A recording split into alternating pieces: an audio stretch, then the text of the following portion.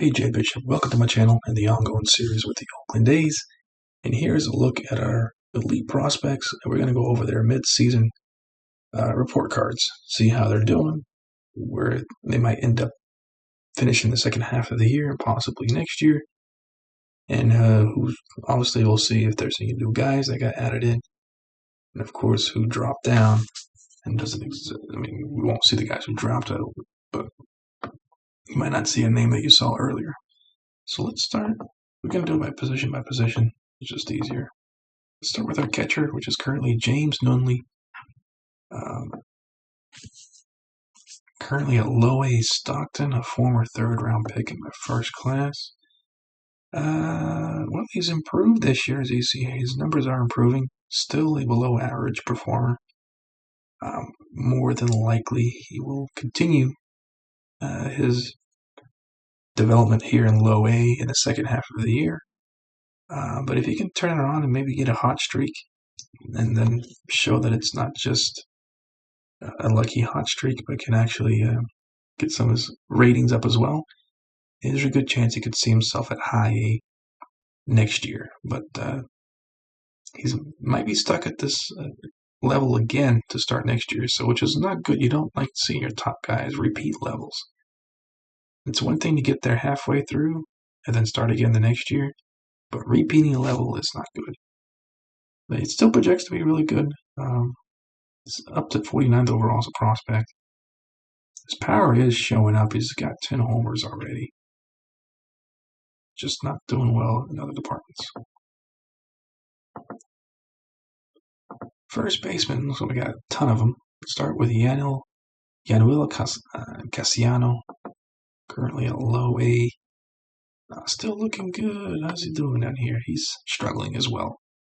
He's actually doing worse this year than he did last year in a small sample size. It's not a good sign. But he's not projected to be one of my better players. He's a solid player. More than likely, he's the kind of guy I end up trading off. Him and maybe like one or two others I end up trading off to get a more established player. That's the kind of skill set that he provides. And then we have Jonathan Cruz, Dominican Summer League, which has finally started, so we can get some stats here. It's a scouting discovery, which is pretty cool. A scouting discovery, and he's playing really well. Nearly batting 300. The OPS is in the 838, so he is for certain. And this is impressive for a guy that's just 16 years old.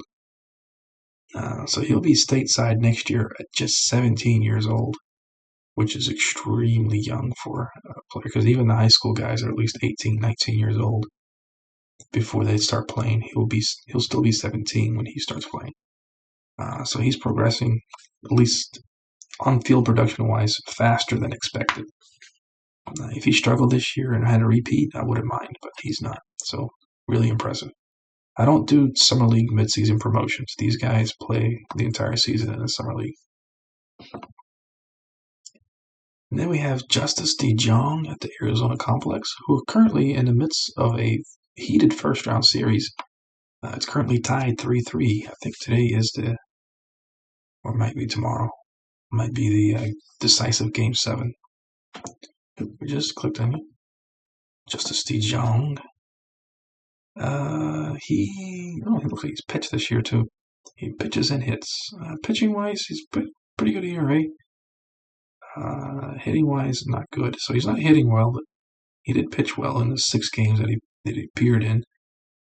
So that's good to see, but I do think long-term his home should be as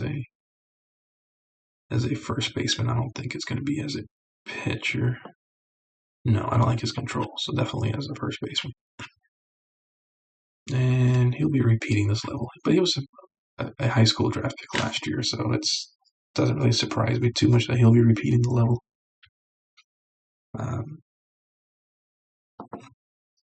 And then we have first baseman Jonathan Jeffrey in the Arizona Complex. A second-round pick last year, so he is weird. Because as you can see here, He's got a ton of power, but it looks like he's never going to hit for average, and he's already starting that to be the proven point, even as low as the Arizona complex. Judging by this here, it will definitely be repeating this level again, which means he'll be one of the better, most powerful hitters, at least raw power wise, in the entire rookie system. And then our last first baseman is Jose Napolitano. He's currently at the Dominican Summer League, where he too is struggling. This is his first year, as he was part of this 2026 class. Definitely struggling. So that's which I expect. Anytime you sign a brand new guy, they're more than likely going to struggle. Sometimes you get lucky and they end up being good. They can come stateside much earlier than you expected. But majority of the time, these young guys are only 16, 17 and going to repeat the summer league. A lot of first basemen is two elite level guys. These guys are truly elite. I mean, these guys are good because they're average major leaguers. These guys are all trade candidates in the future. Second baseman, we still got one. He's really good, and that's Lupe, probably Lupe is his real name. It's not Lupe. Lupe Rosales. Definitely struggling, but he's already a top 100 prospect, number 90 currently. Yeah, he's for sure going to be in the summer league again next year. Just no doubt about it. Barely hitting 100. 200 is. If a guy is hitting 200, that's not very good. The guy can barely hit 100. That tells you a lot. So quite a struggle for him, but still being respected and ranked number 90. Very young. I'm not concerned. Now, if he struggles again next year, that's when I start becoming more concerned. Third baseman, we do have one guy. That's Miles Naylor, AA Midland. Again, I think he's struggling. So this is his first year in AA. So this is his first AA action. After having some good high A, he got promoted earlier on this year. Was at high A this year, doing well.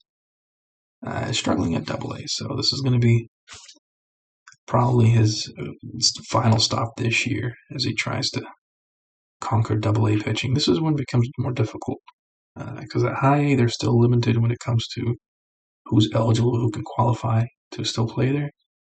But AA and AAA, there's no age limit, there's no service limit.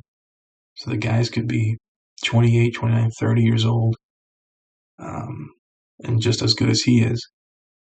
So it's going to take time for him to become just as good or better than them. Because long term, he projects to do just fine. But currently as a third baseman, we're getting a lot of guys that up there right now. Like Max Muncy can slide to third. Miles Naylor is going to eventually probably become a trade bait. This was what I started doing with a lot of my guys that are just average potential. It's nice to get a lot of top prospects. You can eventually use your better guys for trade bait. Shortstop. Oh, we did have a good shortstop, but now we're going to have another shortstop. So we're going to get some heavy shortstop prospects in the system. Hector Garcia, currently at the Dominican Summer League. Okay, that's why he's more of a second baseman, less of a shortstop. Still a remarkable player, part of this last year's signing class. He's having a phenomenal season right now. He's batting over 300. OPS is currently sitting. At one point, he was batting 341. Not that long ago. He's kind of in a cold streak because he's dipped down a lot of points, but he's still.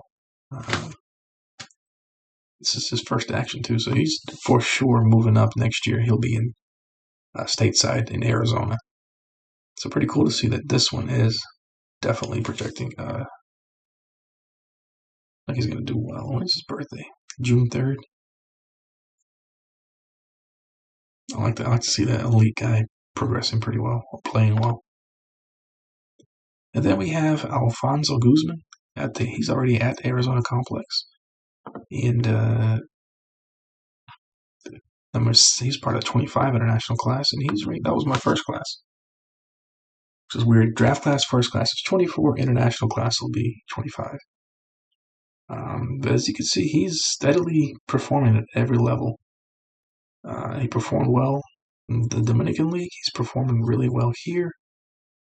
So after the conclusion of the playoffs, he's definitely getting promoted to Low A Stockton as he's continuing to play well, which is pretty good. He's going to be just 18 at full season pro ball, which is always nice when you can get a teenager in full season ball, especially one that projects to be really good. Although long term, what is his true home? Right field. Right field is probably going to be his true. We need right fielders. Because by the time he's ready to play, J.J. Bleday will probably be an old man with a gray beard. Because you figure Alfonso's got at least another 3 or 4 years. JJ being 28, he'll be 32, so that's right around the time you want to split with him. 79th ranked prospect as well. And then we have Luis Navarro. He's also at the Arizona Complex. He's more of a short. Oh, he would have been if his arm was better, so he's really a second baseman in the future. Probably one that I'll be willing to trade. Part of my first international class. Surprisingly, he's doing better here than he was in the Dominican League. But he's still more than likely going to have to repeat this level. It's just not a very good average. He's slugging. The slugging is there. He's home runs. So his power is showing up, whether it's home runs or doubles or a combination, but just not really getting on base at a very good clip. Not that he's dangerous or anything, but still, you need to get on base. So shortstop look pretty nice. What about some left fielders? Left fielders, we have David Hidalgo, the Arizona Complex, my only 80 overall rated player. I like it when he's number 17, so he's really climbing the ranks in the prospect world. Currently sitting here at number 17, and he's not slipping. As you can see, his projection is still to be 80. Everything on his offensive side is all blue. Oh, never mind. The eye is 50. Everything but the eye is projected to be blue, which is really good. He's not going to strike, so he's actually going to hit for a high average. So he's projected to be a high average guy. Less walks and more average. And still plus power. How's he doing this year? These are average numbers. Nothing overly exciting. Probably a 50-50 split whether he moves on to Low A or continues his career here at the Arizona Complex next year. Next we have Tony Ruiz out of the Dominican Summer League. I don't know where he came from because he's a scouting discovery from last year, from back in September 25, I would assume. Does it tell you when we scouted him? Yeah, last year, 9/24. And if you look at his scouting, he was a 35 potential. So I was like, just some nobody. Even then at 40, still a nobody. And then all of a sudden, a 65 grade potential. Now I don't know if that's just scouting inaccuracy or is his work ethic, whatever it is. I mean, it's obviously TCR. But he's projected to be really good. A fringe defender at left. That's pretty much his only position, but he looks like he could be a legitimate plus power, plus nearly plus contact. He can hit for average power, everything. He hasn't played many games, but I can assure you, now that I see that what his potential is, he's obviously going to be playing a lot more games. Certainly going to be here at this level again next year because he's so far behind the ball as far as playing time. But one of the rare instances where a scouting discovery went from a nobody to 65 overall is a pretty darn high potential for anybody. Drafted, signed, whatever. So pretty impressive here. Really good find by our scout. That's why I spend a lot of money on scouting. In fact, I have it maxed out for that very reason. And then our last fielder is Ken View at Low A Stockton. Looks like he's having a good year. Start off the year at Arizona where he was demolishing competition. And then he got promoted to Low A, and he's been playing well there too. So like I said, once the low A season is concluded, he was last year's 6th-round pick. So he's kind of quickly moving up the ranks. He's certainly going to be probably looking at high A sometime mid-July. So he's progressing quite nicely. And we need outfielders. That's kind of becoming our weakness. We're not really solidified in the outfield positions. Aside from J.J. Bleday at right field, Christian Robertson is still iffy. No solid left fielder. We don't have a solid left fielder. We don't have a solid center fielder. J.J. Bleday at right field is the only solid outfielder we have. Everywhere else is pretty much covered and covered well. Let's look at the center field. Is currently available is Henry Bolte of AA Midland. He's more of a right fielder, though. Having a pretty good year. It was actually a drop off from last year. But last year's sample size was much smaller in just 19 games. But in the largest, his average is higher. Maybe his power production is a little lower, but he's already got average power for someone that's at AA, so that's pretty impressive. And he's one of the original guys that I actually inherited, as you can see here. It doesn't say how I acquired him because there is no. He must have been acquired before I got here. Drafted by Oakland in the second round of 2022 draft. Interesting. It's very interesting. Pretty decorated minor league career. He's a good player, though. But could be a right fielder. J.J. Bleday takes it. Could be a left fielder. So until J.J. Bleday retires, I could stick him in left field. If need be, he might become the center fielder sooner rather than later. Let's take a look at our right fielders. No guys currently slotted for right field, but that will change. Don't read too deep into the position. It's more or less how they're currently used at their respective teams. Let's look at our starting pitching. Wilmot Kimley at Dominican Summer League. His potential's dropped a little bit as a starter. I wonder if it's dropped as a reliever, though. Yeah, as a reliever as well. Interesting. So maybe he's not as good as we thought when we signed him originally. He's struggling. He's just, there's no ifs, ands, or buts. He is completely struggling. He's got an ERA in the double digits. There's no sugarcoating this. So without a doubt, he'll be back in the Summer League next year. Now, I wonder if it's because he's German. He's probably one of the few non-Spanish speakers down in the Dominican Summer League.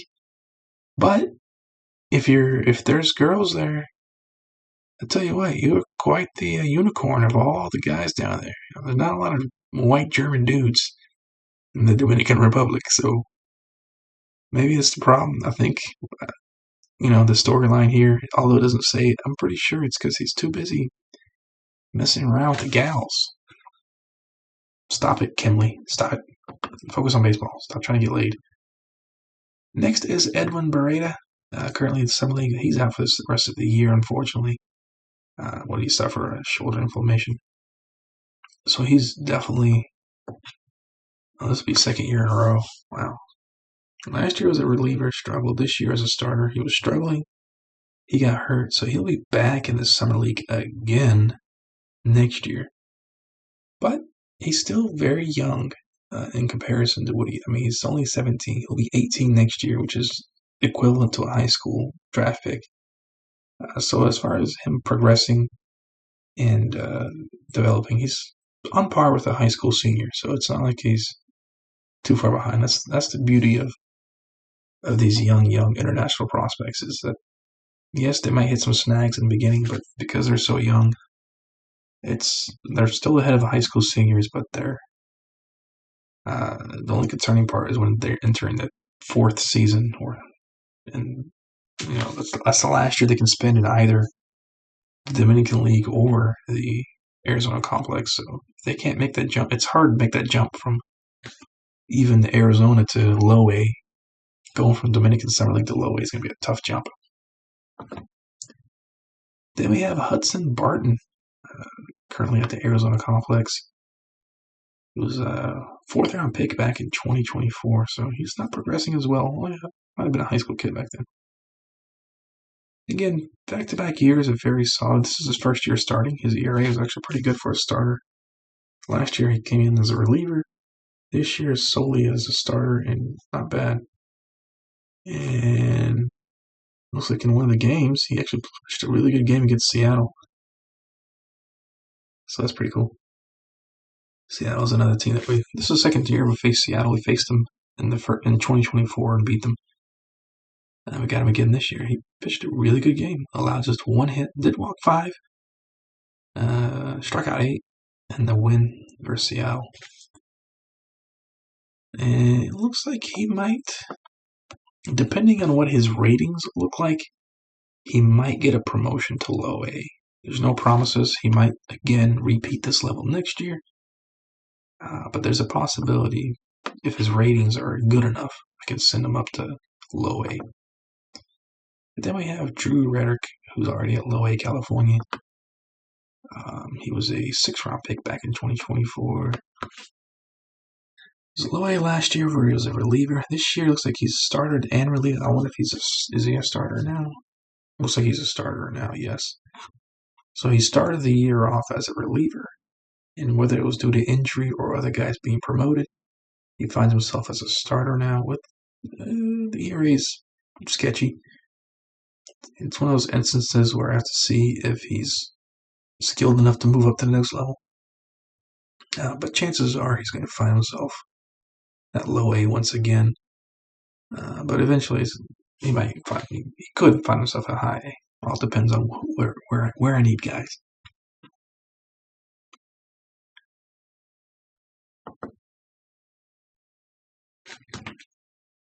That's that.